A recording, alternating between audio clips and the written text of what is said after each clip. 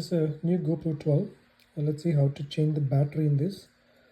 When I got it new, it's a little bit difficult for me to find out like where exactly to open where the slot for the battery. So what I figured is this is the small groove. All you have to do is just pull this down a little bit. Once you pull it, you'll be able to open. There we go. So it just came out a little bit. Once it came out, it's open now. So this is the battery slot. You can just pull the battery out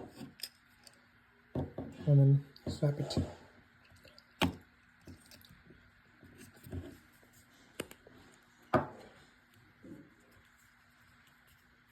There you go. That's how you need to change the battery for the GoPro 12.